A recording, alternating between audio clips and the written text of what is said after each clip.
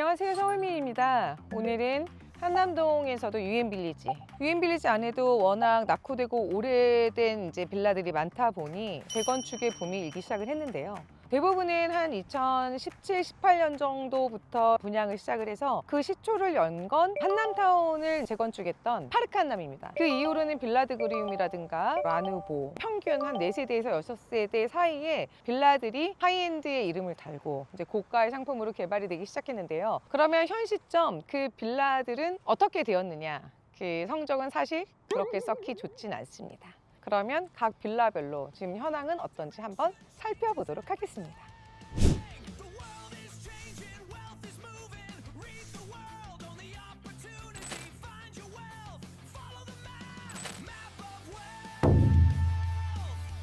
소공에서 지금 한강뷰가 보이는 앞쪽으로 와봤는데요. 이렇게 내려다보니 한강뷰와 함께 오늘의 대상의 빌라들이 지금 한눈에 다 신기하리만큼 옹기종기 모여서 보이고 있습니다.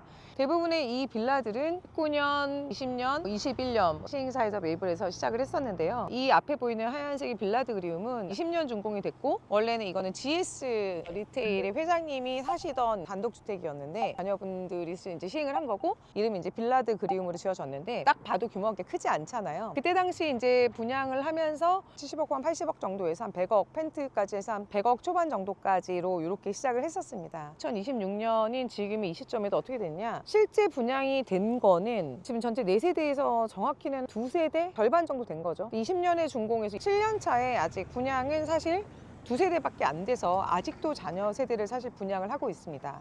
이제 그런 상황인 거고, 저쪽에 있는 라누보는 그 이후에 이제 준공이 됐어요. 그러니까 퀄리티나 이런 마감은 굉장히 깔끔하기는 해요. 근데 저기 또한 역시 4세대인데 사실상 분양이 된 세대가 하나도 없습니다. 백현 씨라든가 연예인분들, 지금 이승기 씨가 전세로 이제 계신데 4세대 중에서 하나도 분양이 된 게 없다라는 게 사실 냉정한 현실이고요. 그때 당시 이제 19년에서 22년까지는 부동산이 폭등하던 시기였고, 정말 자고 나면은 강남이든 어디든 땅값이 미친 듯이 올랐었어요. 유동성이 막 풍부하게 넘치다 보니까 부동산이 계속 폭등하던 시기였는데, 빌라들의 재건축과 맞물리면서 약간 부촌이라는 이름을 가지고서 이렇게 시행이 됐었던 거죠. 하지만 준공이 되면서 점점 경기도 안 좋아졌고요. 그러다 보니 아직까지도 이제 미분양인 상태입니다. 그럼 왜 이렇게 분양이 안 될까요?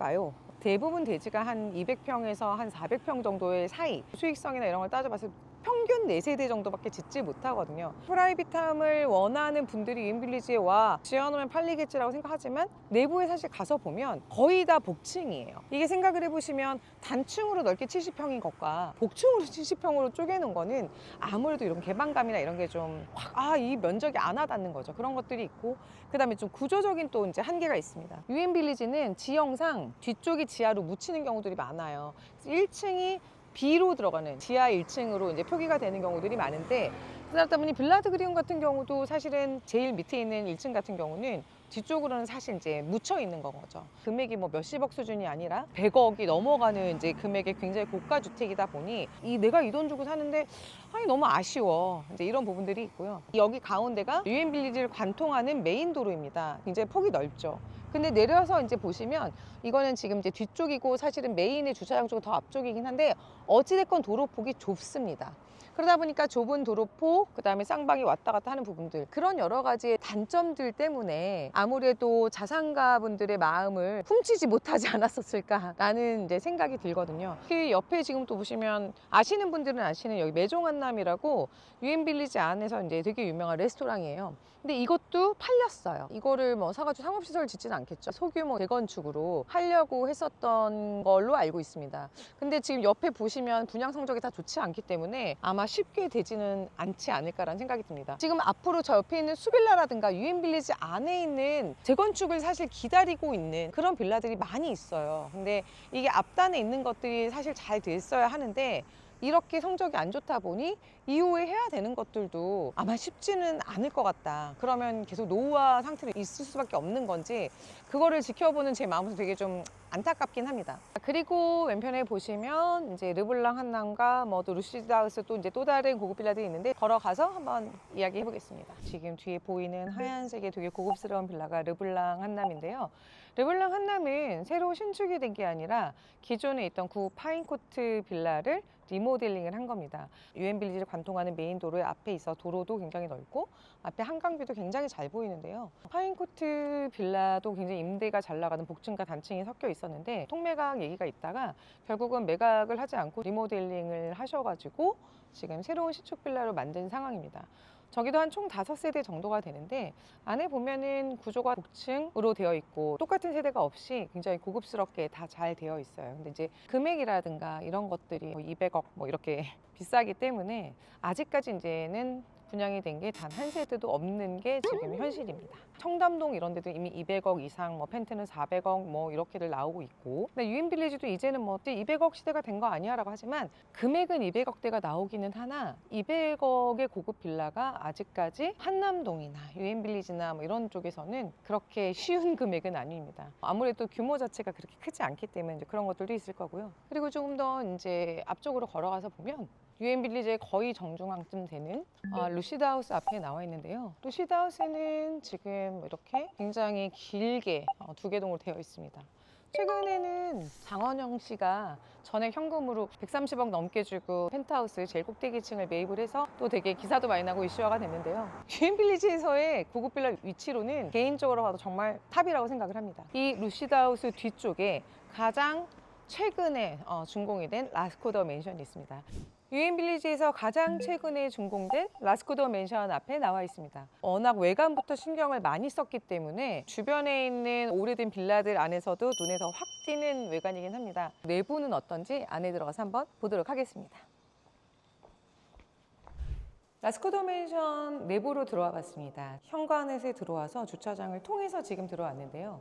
이 지하층에는 지금 보시면 이제 로비 라운지로 이제 꾸며질 예정인데 세대가 5세대이다 보니 굉장히 소규모여서 커뮤니티나 이런 것들은 있지는 않습니다. 대신에 이 공간들을 오히려 세대별로 약간 비스포크 룸, 골프 연습실로 꾸며도 되고, 그러니까 아니면 작업실, 사무실, 다용도로 쓸 수 있는 룸이 한 10평 정도 주어진다고 합니다. 헬스 뭐 이런 것들을 막 만들어가지고 하기보다는 작은 세대에 맞게 오히려 활용도가 높은 공간으로 심플하게 준 게 오히려 좀 더 좋지 않나라는 생각이 듭니다.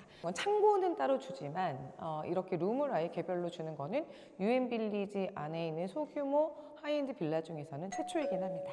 세대 내부로 가보겠습니다. 라스코더 맨션 내부로 들어와 봤습니다. 처음 딱 들어왔을 때 느낌은 다르긴 다르구나 라는 생각인데요. 뒤쪽에서 보이는 주방 이런 것들이야 워낙 이런 하이엔드 상품들은 사실 이제 스펙을 별로 읽고 싶진 않아요. 너무나 고가의 상향 평준화가 되어 있기 때문에 어떤 제품 어디 거 대부분 많이들 보셔서 그냥 그 레벨로 다 비슷비슷하기 때문에 라스코더 맨션이 제가 딱 다르다고 느끼는 부분은 이 옆에서 보이듯이 굉장히 와이드한 통창으로 보이는 뷰입니다.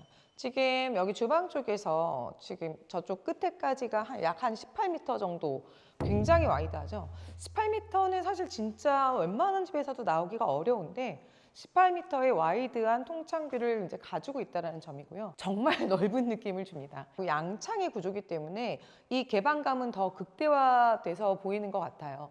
이렇게 와이드하게 좀 넓게 뷰가 보이는 거는 유엔빌리지 안에서는 이제 파크 한남 정도가 그래도 좀 한강뷰 보이면서 되게 넓다라는 느낌이 있는데 여기는 한강뷰 대신에 오늘 지금 잘 안 보이긴 하지만 남산뷰가로 보이는 북향의 이제 산뷰가 굉장히 와이드하게 보여지긴 합니다. 원래 이 라스코더 맨션 부지는요 옛날 LG 사택단지 자리였어요. 사택단지로 쓰이다가 이제 임대로 그때 당시 한 1,000만 원 정도 했던 고액의 월세를 받던 그런 고급 빌라였는데 그 빌라 비주를 이제 시행사에서 매입을 해서 지금 이제 라스코더 맨션이 되었습니다. 근데 이거를 리모델링을 하지 않고 전부 다 부셨었는데 그게 지금 벌써 한 4, 5년 전쯤이었던 것 같아요. 빌라 비주 허물고 라스코더 맨션으로 짓습니다. 오늘이 마지막이에요 라고 했었던 게 엊그제 같은데 다시 새로 지어진 라스코더 맨션에서 지금 똑같이 남산뷰를 바라보니 뭔가 또 그때의 기억이 이제 새록새록한데요. 완전 현대적으로 그리고 완전 와이드하게 뽑아내다 보니까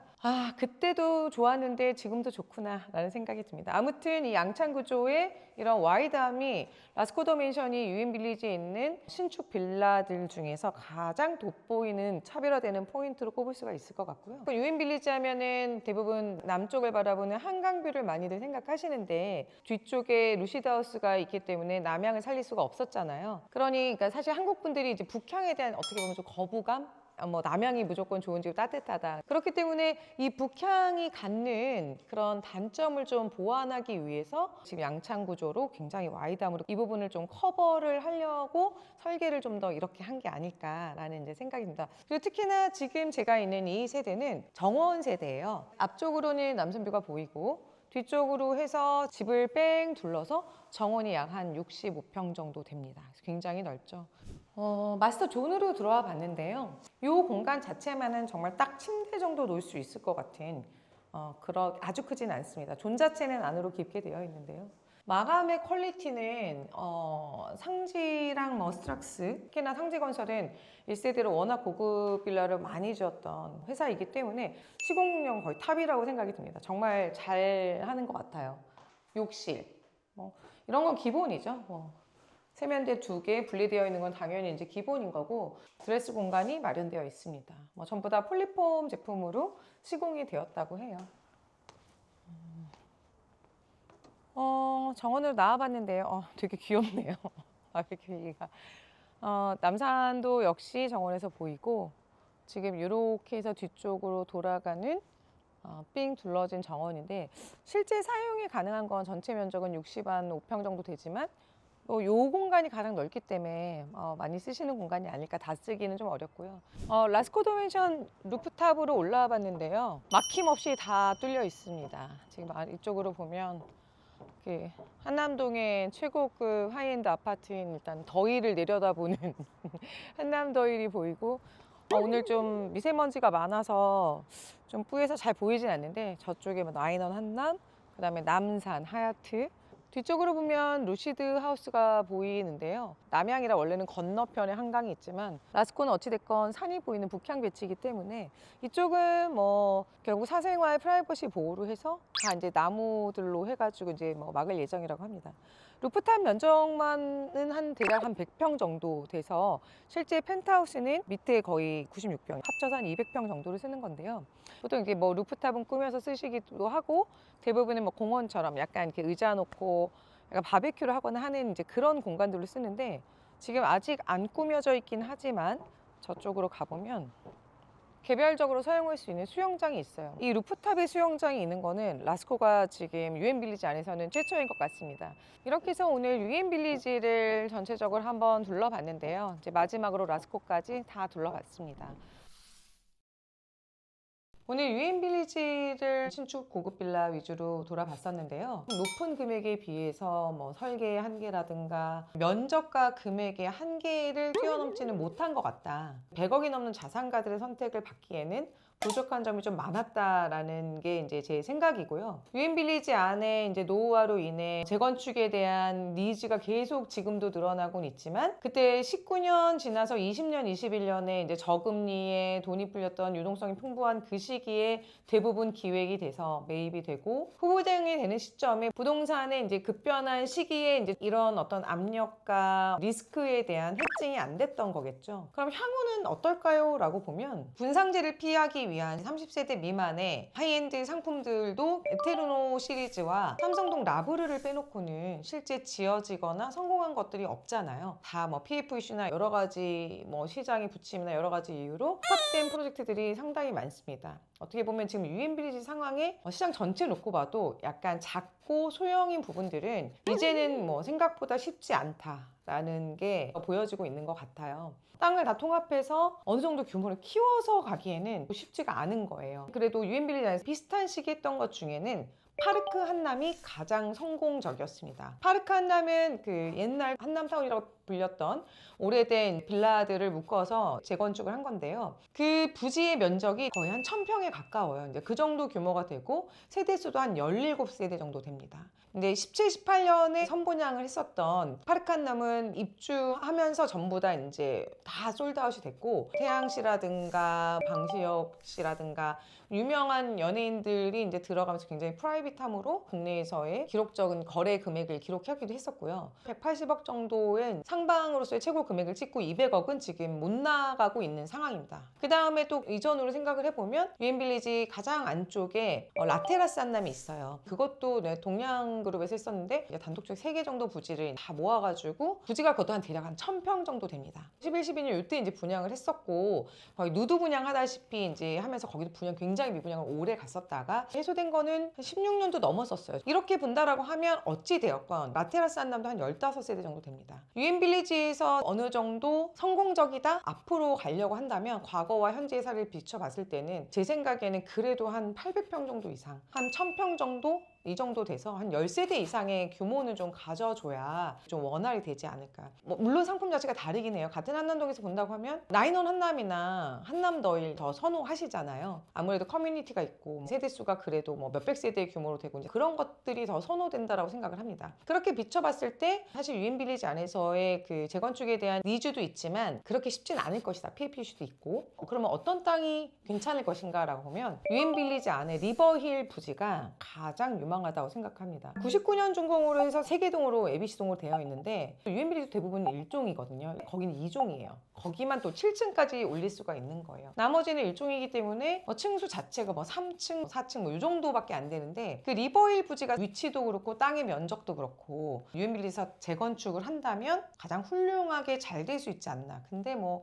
이게 쉽지가 않고 워낙 다 있으신 분들이 계시기 때문에 근데 어찌됐건 언젠가는 재건축이 될 거라는 이슈로 리버힐 자체도 금액은 점점 많이 오른 상황입니다.